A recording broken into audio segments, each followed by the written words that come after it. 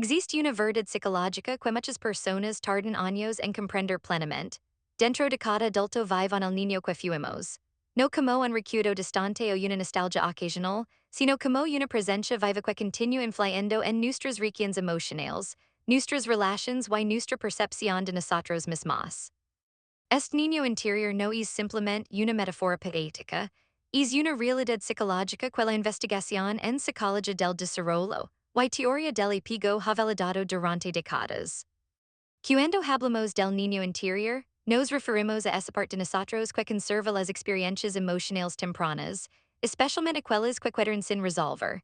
Es la parte que aprendió ciertas creencias fundamentales sobre sí misma, sobre los demás y sobre el mundo antes de tener el lenguaje o la capacidad cognitiva para cuestionarlas.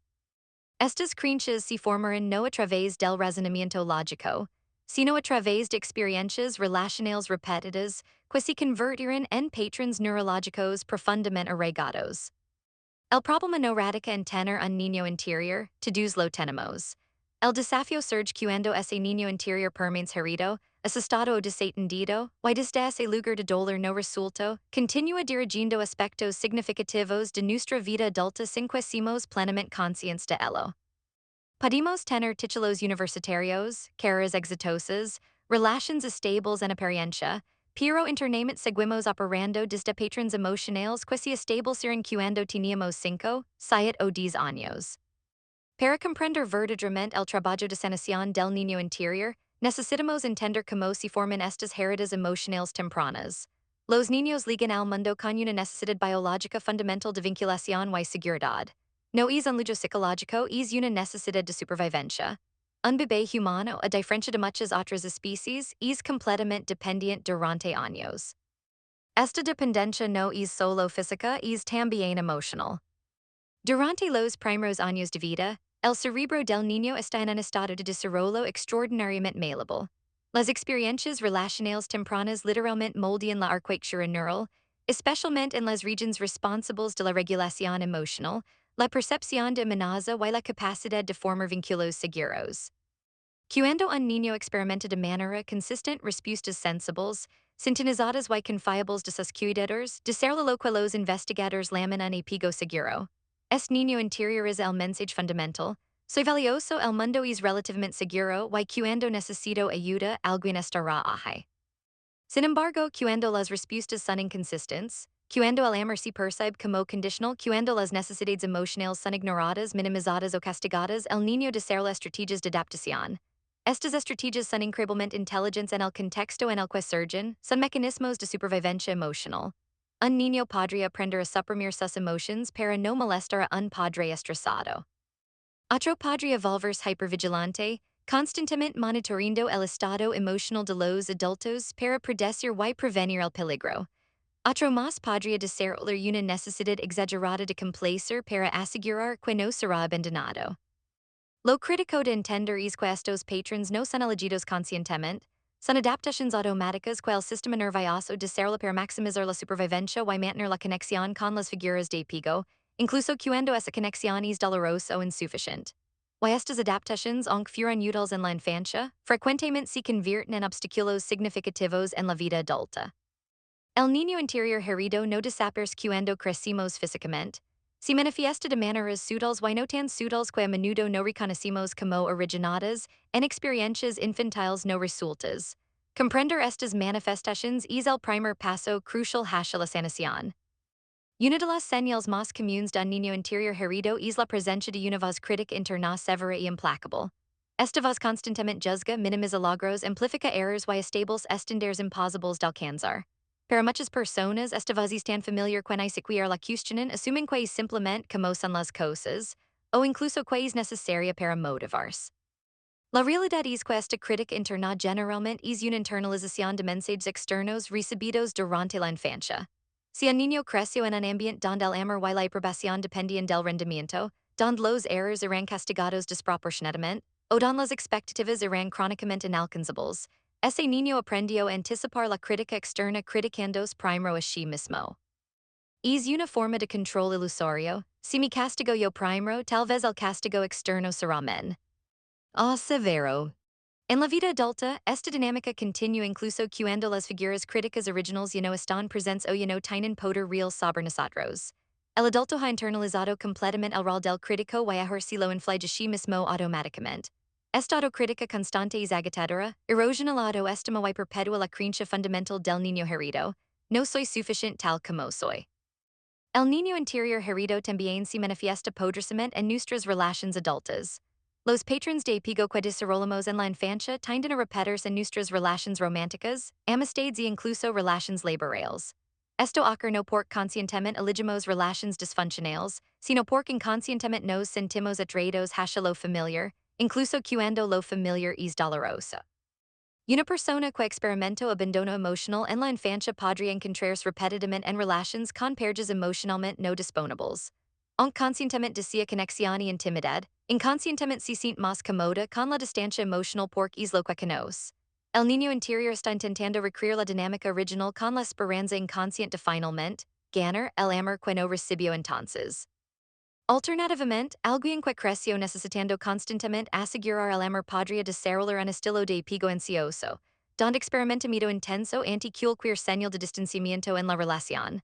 Un mensaje sin responder, un cambio de tono, una expresión facial ambigua, todo esto puede desencadenar una cascada de ansiedad desproporcionada. No porque la situación actual sea objetivamente amenazante, sino porque activa las heridas de abandono del niño interior. Los límites saludables son esenciales para relaciones funcionales y para el bienestar personal, pero establecerlos puede ser extraordinariamente difícil para alguien con un niño interior herido. Si en la infancia expresar necesidades o establecer límites resultaba en rechazo, castigo o abandono emocional, el niño aprendió una ecuación peligrosa. Límites equals pérdida de amor. En la vida adulta, esto se traduce en una dificultad profunda para decir no, para expresar desacuerdo, para alejarse de situaciones o personas que causan daño.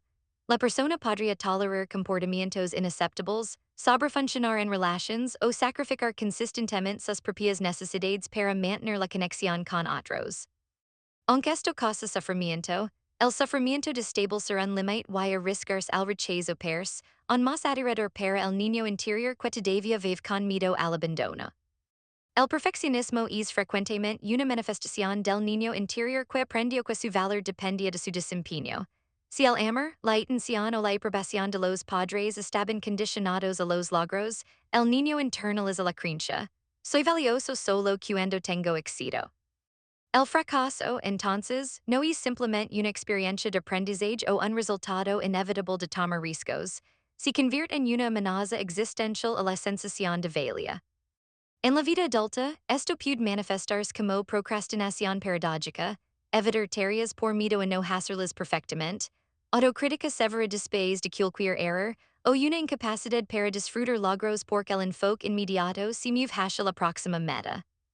La persona está constantemente corriendo hacia una línea de meta que se aleja perpetuamente, porque nunca internaliza el mensaje fundamental que todo niño necesita. Eres valioso simplemente por existir, no por lo que haces o logras.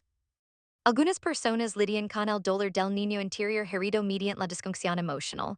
Si las emociones en la infancia eran abrumadoras, no eran validadas o eran castigadas, el niño aprende a suprimir, negar o disociarse de sus sentimientos. Esta fue una estrategia de supervivencia brillante en este contexto, pero en la vida adulta resulta en una sensación de vacío, de estar desconectado de uno mismo y de los demás. Esta disfunción puede manifestarse como dificultad para identificar qué se está sintiendo, una sensación de entumecimiento emocional o una vida que parece estar en piloto automático. La persona funciona, cumple responsabilidades, pero falta una sensación de vitalidad, de compromiso genuino con la vida. El niño interior está tan profundamente enterrado, tan desconectado por razones de protección, que el adulto ha perdido contacto con partes esenciales de sí mismo. La sanación del niño interior no es un evento único, sino un proceso gradual que requiere paciencia, compasión y compromiso.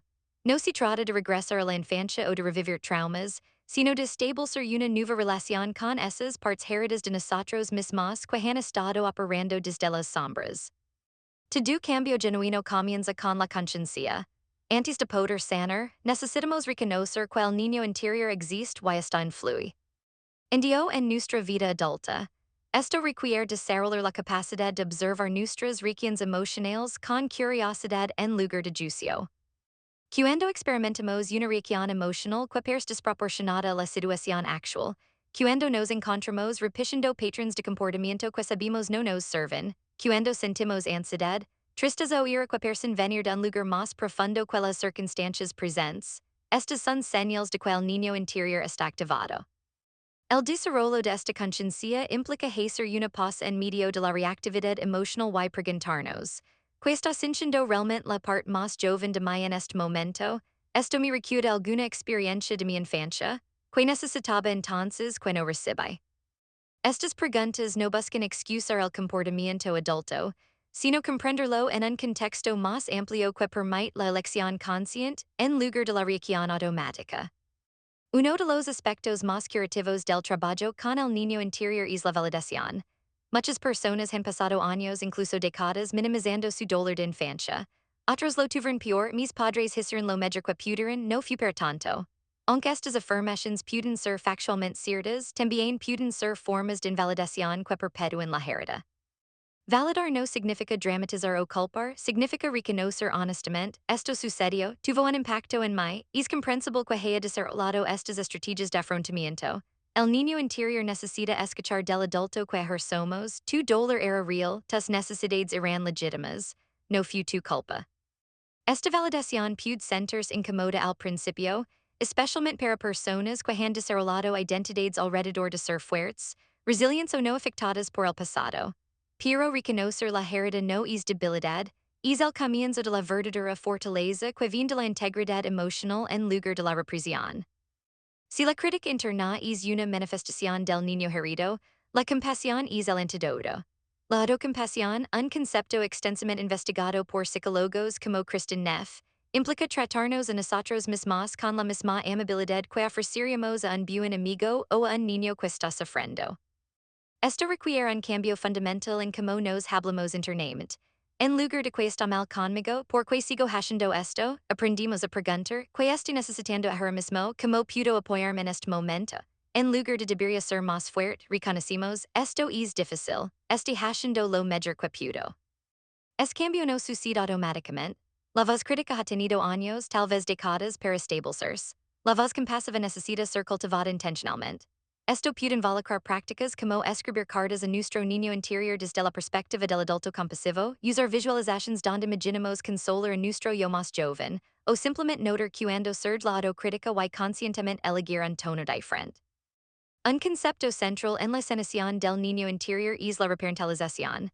Esto significa que el adulto que somos ahora asume la responsabilidad de proporcionar al niño interior lo que no recibió suficientemente en la infancia. Seguridad emocional consistente, validación, protección y guía amorosa. La reparentalización no culpa a los padres reales ni intenta reescribir la historia. Reconoce que, por las razones que son, ciertas necesidades no fueron satisfechas, y que el adulto actual tiene tanto la capacidad como la responsabilidad de satisfacerlas ahora desde dentro. Esto se manifiesta en acciones concretas. Si el niño interior aprendió que sus necesidades no importaban, el adulto practica honrar sus necesidades, descansando cuando está cansado, diciendo no cuando algo no se siente bien, priorizando el autocuidado sin culpa.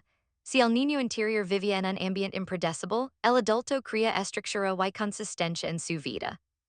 Si el niño no se siente seguro para expresar emociones, el adulto crea espacios seguros. Si a través de la terapia, el arte, la escritura o relaciones confiables, donde todas las emociones son bienvenidas. Una parte crucial de la reparentalización es aprender a establecer y mantener límites saludables. El adulto amoroso protege al niño interior de situaciones, dinámicas o relaciones que son repetidamente dañinas. Esto no es egoísmo ni crueldad, es responsabilidad emocional. Establecer límites cuando se tiene un niño interior herido por su esencia histórica es profundamente desafiante, puede activar miedo intenso al abandono, culpa o ansiedad, pero cada vez que el adulto establece un límite necesario a pesar de ese miedo, está enviando un mensaje poderoso al niño interior, te protejo. Tu bienestar importa más que la aprobación de otros. Con el tiempo y la práctica consistente, el establecimiento de límites se vuelve menos aterrador porque el niño interior comienza a confiar en que el adulto realmente está ahí para aprovecharlo. Ya no necesita aferrarse desesperadamente a cualquier relación o aprobación porque hay una base de seguridad interna que se está construyendo. El amor propio se ha convertido en un término omnipresente en la psicología popular, pero frecuentemente se malinterpreta. No es narcisismo, no es autoindulgencia sin límites, y ciertamente no es simplemente repetir afirmaciones positivas frente al espejo mientras internamente no las creemos. El amor propio genuino es la relación compasiva, consistent y confiable que desarrollamos con nosotros mismos. Es la decisión renovada día tras día de tratarnos con la dignidad, el respeto y el cuidado que merecemos simplemente por ser seres humanos. Es la práctica de estar de nuestro propio lado, especialmente en los momentos difíciles. Una de las manifestaciones más profundas del amor propio es la coherencia entre lo que sentimos, lo que pensamos y lo que hacemos. El niño interior herido frecuentemente vive en un estado de incoherencia crónica, sintiendo una cosa mientras hace otra, necesitando algo mientras pretende no necesitarlo, queriendo establecer un límite mientras acepta lo inaceptable. Desarrollar amor propio significa reducir esta disonancia interna. Significa aprender a escuchar nuestras señales internas, nuestras emociones, nuestras sensaciones corporales, nuestras necesidades auténticas, y permitir que informen nuestras decisiones y acciones. No significa actuar impulsivamente sobre cada sentimiento, sino honrar nuestra experiencia interna en lugar de constantemente sobreescribirla con lo que creemos que deberíamos sentir o hacer. Esta coherencia es profundamente curativa porque la muestra al niño interior que finalmente hay alguien que lo escucha y lo toma en serio, el adulto que hemos legado a ser. Con el tiempo, esto genera una confianza interna fundamental que transforma nuestra relación con. El amor propio también se manifiesta en cómo priorizamos nuestras necesidades. Esto no significa ignorar las necesidades de los demás o volverse egoísta, sino reconocer que no podemos dar genuinamente desde un lugar vacío. El concepto de poner tu propia máscara de oxígeno primero, del que se habla en los avians es un principio psicológico profundo. Para alguien con un niño interior herido que aprendió que sus necesidades no importaban o que debía ganar el derecho a tenerlas, esto requiere un reentrenamiento fundamental. Significa aprender que descansar no es pereza, que establecer límites no es egoísmo, que cuidarse no es autoindulgencia. Significa internalizar la verdad de que somos dignos de cuidado simplemente por existir, no porque lo hemos ganado a través del sufrimiento o el sacrificio. En la práctica, esto puede verse como decisiones aparentemente pequeñas que acumulativamente transforman la experiencia de vida. Decir no a un compromiso cuando se está agotado, tomar tiempo para actividades que nutren el alma, buscar ayuda cuando se necesita, alejarse de relaciones que consistentemente drenan sin reciprocidad. El perfeccionismo es enemigo del amor propio. El niño interior que aprendió que el amor era condicional, dependiente del desempeño, desarrolla la creencia tóxica de que debe ser perfecto para ser digno de amor.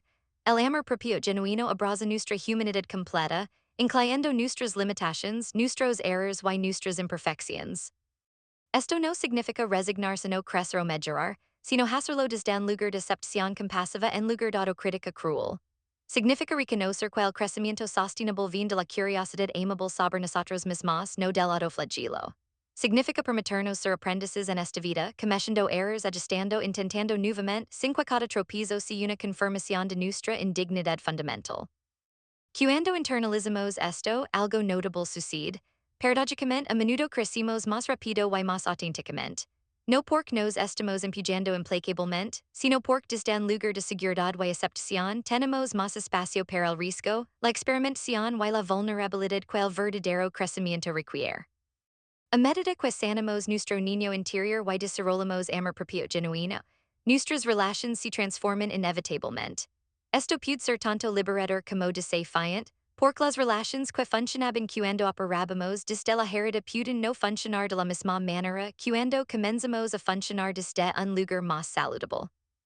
Las relaciones saludables se caracterizan por la interdependencia. Dos individuos completos eligiendo compartir sus vidas, apoyándose mutuamente sin perder su sentido de identidad individual. Esto contrasta con la dependencia, donde uno o ambas personas necesitan la relación para sentirse completas o para regular su sentido de valía. Cuando el niño interior está herido, las relaciones frecuentemente se basan en la dependencia. Necesitamos al otro para llenar un vacío interno, para validar nuestra existencia, para comer ansiedades que no podemos comer solos. Esta presión sobre la relación es enorme y a menudo conduce a dinámicas de control, celos, fusión o ambivalencia entre necesitar desesperadamente y resentir esa necesidad. A medida que sanamos, la naturaleza de nuestras conexiones cambia. Comenzamos a elegir relations en lugar de necesitarlas desesperadamente. Podemos disfrutar profundamente de la compañía del otro sin pánico cuando están ausentes. Podemos apreciar sus cualidades únicas sin necesitar cuestión de cierta manera para regular nuestro estado emocional. Este cambio de dependencia e interdependencia es una de las señales más claras de sanación progresiva. El niño interior herido frecuentemente aprendió a comunicarse de maneras indirectas, manipulación, pasividad agresividad, retirada silenciosa, o explosions emocionales. Estos patrones se desarrollaron porque la comunicación directa no era segura o efectiva en el ambiente de infancia. Con la sanación, desarrollamos la capacidad de comunicarnos de manera más directa, clara y vulnerable. Podemos expresar necesidades sin disculparnos excesivamente. Podemos expresar desacuerdos sin aterrorizar de que la relación terminará. Podemos ser vulnerables sobre nuestros sentimientos sin vergüenza abrumadora. Esta autenticidad en la comunicación tiene un efecto transformador en las relaciones. Reduce los malentendidos, disminuye el resentimiento acumulado y crea una intimidad genuina basada en conocerse verdaderamente uno al otro en lugar de las versiones editadas que presentamos por miedo. A medida que desarrollamos amor propio y sanamos al niño interior, naturalmente nos volvimos menos tolerantes de dinámicas relacionales disfuncionales. Relations que se basaban en nuestra necesidad de complacer, nuestra disposición a aceptar migajas de afecto, o nuestra voluntad de ignorar banderas rojas, comienzan a sentirse insostenibles. Esto puede ser desorientador e incluso doloroso a corto plazo. Algunas relaciones se transforman positivamente a medida que establecemos límites más saludables. Otras terminan o se distancian naturalmente. Este filtrado de relaciones no es cruel ni egoísta, es un resultado natural de finalmente valorarnos apropiadamente. Lo que a menudo sorprende a las personas en este proceso es lo que lega para llenar ese espacio. Cuando dejamos de tolerar relaciones basadas en dinámica disfuncionales, creamos espacio para conexiones más sanas, recíprocas y mutuamente enriquecedoras. Atremos y somos atraídos por personas que también han hecho este trabajo, que pueden encontrarnos en un lugar de mayor salud emocional. El camino de sanación del niño interior y desarrollo del amor propio no es lineal. Hay obstáculos predecibles que la mayoría de las personas encuentran. Conocerlos de antemano puede ayudarnos a navegarlos con más compasión y efectividad. Paradójicamente, parte de nosotros puede resistir la sanación. El ego, la estructura psicológica que desarrollamos para navegar el mundo, se construyó alrededor de nuestras heridas. Nuestras estrategias defensivas, aunque limitantes, también son familiares y nos han ayudado a sobrevivir. La idea de soltarlas puede sentirse aterradora como perder nuestra identidad. Además, hay una resistencia a ver a nuestros padres o cuidadores con claridad. Reconocer honestamente donde fallaron puede sentirse como una traición, especialmente si también tuvieron momentos de amor genuino o si estaban haciendo lo mejor que podían dadas sus propias limitaciones. Navegar esta resistencia requiere compasión, tanto para nosotros mismos como para aquellos que nos criaron. Podemos reconocer honestamente el impacto de sus limitaciones en nosotros mientras también reconocemos su humanidad. No se trata de culpar sino de ver con claridad para poder liberarnos de patrones que ya no nos sirven. Incluso después de progreso significativo, es común tener momentos donde requimos en patrones antiguos. La voz crítica resurge confusa, nos encontramos en una dinámica relacional familiar aunque disfuncional, o reaccionamos desde la herida del niño interior en lugar de responder desde la sabiduría del adulto sanado. Estas recaídas no significan que hemos perdido todo nuestro progreso. Son oportunidades para profundizar nuestra práctica de autocompasión. El crecimiento no es eliminar completamente estos patrones sino cambiar nuestra relación con ellos, notarlos más rápido, tener menos autojuicio cuando aparecen y volver al centro más eficientemente. Cada vez que nos encontramos en un patrón antiguo y elegimos responder diferentemente, aunque si solo ligeramente diferente, estamos fortaleciendo nuevas vías neurológicas. La neuroplasticidad del cerebro significa que el cambio es posible a cualquier edad, pero requiere práctica repetida y paciencia. Crecer y sanar inevitablemente significa cambiar, y el cambio, incluso el cambio positivo, puede ser incómodo. A medida que establecemos límites más saludables, las personas acostumbradas a nuestra antigua forma de ser pueden resistir. A medida que nos volvimos más auténticos, podemos sentirnos más vulnerables. A medida que priorizamos nuestras necesidades, podemos experimentar culpa inicialmente. Esta incomodidad no es señal de que estamos haciendo algo mal.